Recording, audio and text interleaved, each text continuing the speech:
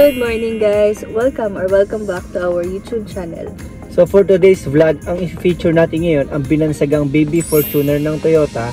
At based sa aking research, mas mabenta siya ng 2 beses kaysa sa Avanza at mas mabenta siya ng 4 na beses sa direct competitor niya. Kung di nyo pa napanood ang previous vlog namin about ceramic coating, ilalagay namin ang link sa baba ng video ngayon. Huwag na nating patagalin pa at alamin natin ang feature at benefits ng Toyota Rush 1.5 Variant G. May tatlong variant ang ating Toyota Rush. First variant is Rush 1.5 Variant E, manual transmission na nagkakahalagang 983,000 pesos. Rush 1.5 Variant E, automatic transmission na nagkakahalagang 1.023 million. At ang top of the line na i-feature natin ngayon, ang Rush 1.5 Variant G, automatic transmission na nagkakahalagang 1.1 million. May 6 na available lang na kulay itong ating Toyota Rush. Dark red mica metallic, o ito yung kulay na ito, yung kulay ni Dash.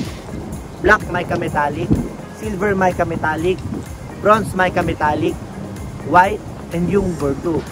So lahat ng nabanggit ko, yung 6 na yon, is available yon sa Variant E tsaka Variant G, except dun sa huli, yung Bordeaux. So kami sana pipiliin namin is Bordeaux, kaso parang pag tinanong ako ng tropa ko anong kulay na sasakyan mo, Bordeaux, another explanation na naman. Kaya yun, nagkamag kami sa rin. Mga ka-DC, mapunta naman tayo sa dimension, ground clearance, and seating capacity ng ating Toyota Rush 1.5G. Ang ating Toyota Rush 1.5G ay may length na 4435mm. Meron siyang lapad or width na 1695mm.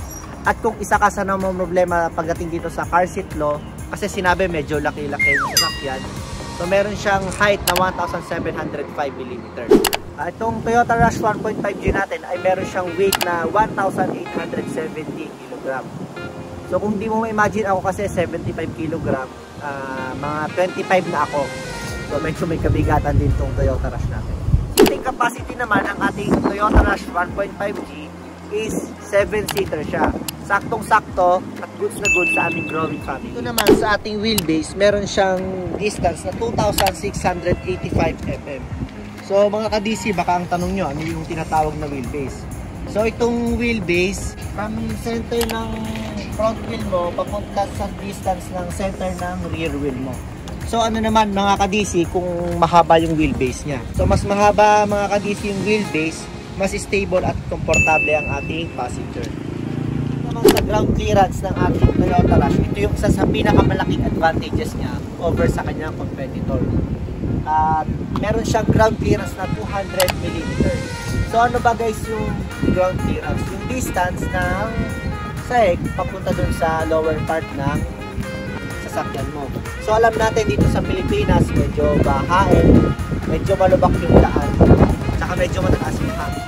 So kapag pili tayo ng sasakyan, isa yun sa mga factor na nagdadala, ground clearance, para ma-avoid yung damages ng lower part ng sasakyan. Next, napag-usapan natin is yung exterior nitong Toyota Rush. So kung makikita natin, meron siyang mga soft edges. Ito yun, no? Mga soft edges papunta dito, karugtong dito sa backlight ng ating sasakyan. So yun yung isa sa mga nagpapaganda kasi hindi siya nagiging makikita. Tapos tingnan din natin itong hood. Makikita natin, meron din siyang 4 na soft edges dito. Ayun, parang mga cuts. So yan yung nagdadala sa kanya bakit siya nagiging bulky. So guys, ito yung hood. Alam naman siguro nyo ito, parang siya yung cover pagdating sa engine natin. Ito naman yung wiper. Mamaya ituturo ko rin kung paano siya ginagamit. So, meron lang 3 klaseng door dito. Ito, yung una, side door yung tawag dito. At syempre, pinapasukan ng mga passenger. Ito, mamaya mapakita natin yung loob. Ito yung back door. Tapos ito yung last, pinapasukan ng gamit. Ito naman, para kargahan natin yung fuel filler door yung tawag. Pagdating na naman sa side mirror niya, meron na rin siyang signal light na para mas madaling ma-notify ng other driver kung kakaliwa tayo or kakanan. Tapos dito naman sa likod, meron tayo ditong reverse camera. Ito, yung vision niyan makikita mo dun sa head unit mo. Tapos meron din tayong reverse sensor na siya naman yung sa audio. Pag nagre-reverse ka, siya yung magbabato na malapit ka ng bumangga dito sa tunog. Mamaya papakita rin natin yun. So pagdating naman sa wheels, meron siyang, ang specs niya is 250/60 R17. So ano ba kung R17, R16? Kasi yung variant R16 yun eh. So kapag ang wheels natin is R17, mas malakas yung hatak niya kaysa dun sa R16. So yun lang yung yung advantages pag malaki yung wheels. Okay na tayo sa exterior, sa body niya, tsaka dun sa wheels. Mapunta naman tayo dito sa headlight. Kung makikita nyo guys yung headlight ng ating Toyota Rush, hindi naman siya tatawaging baby Fortuner ng walang reason. So kung mapapansin nyo, parehas na parehas yung headlight ng ating Toyota Rush pati Fortuner. Parang medyo singkit kung titingnan natin. Tapos meron na din siyang front fog lights. Ito yon. Tapos punta tayo sa likod, papakita natin yung backlight. Kung makikita nyo naman yung backlight, parang medyo irregular yung shape niya. Pero okay lang kasi yung hulma niya, saktong-sakto lang sa body ng ating Toyota Rush. Tapos meron rin siyang license plate lights. Saka syempre yung rear fog lights. So tingnan ulit natin yung kabuuan ng Toyota Rush.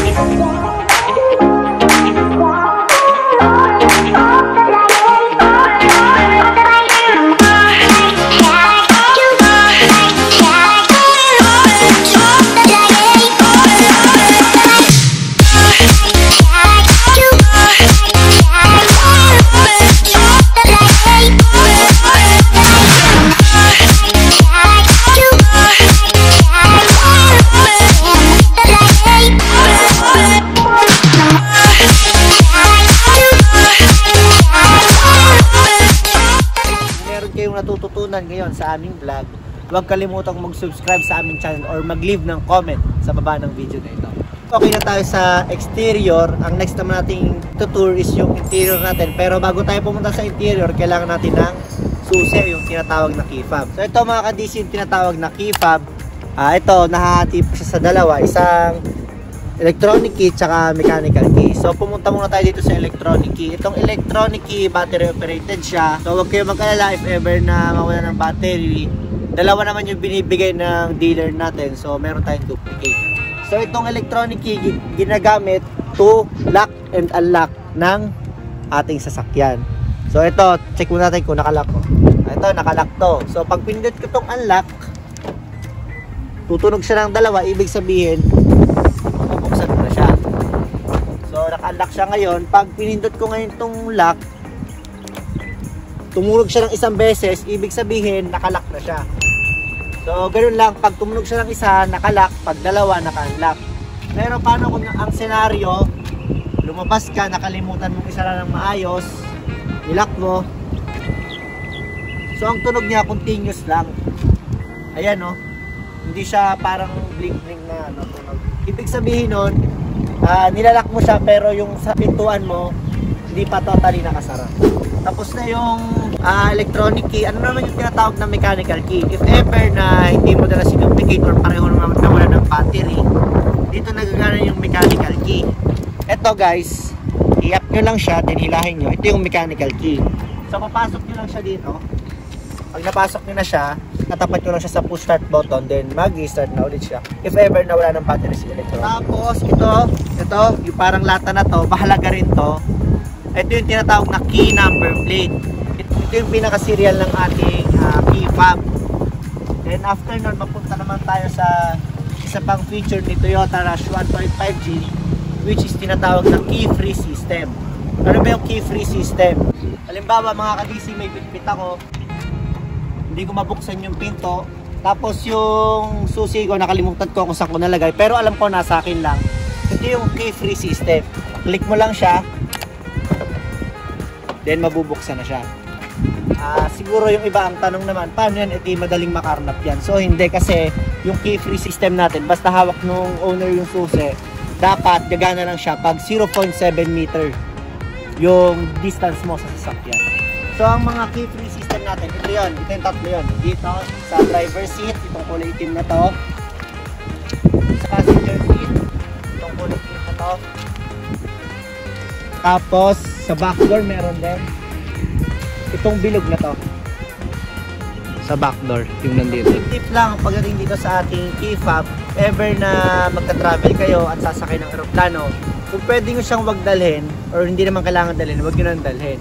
Pero if no choice naman, talagang kailangan siyang dalhin, iwasan natin siyang mapindot itong mga function na to.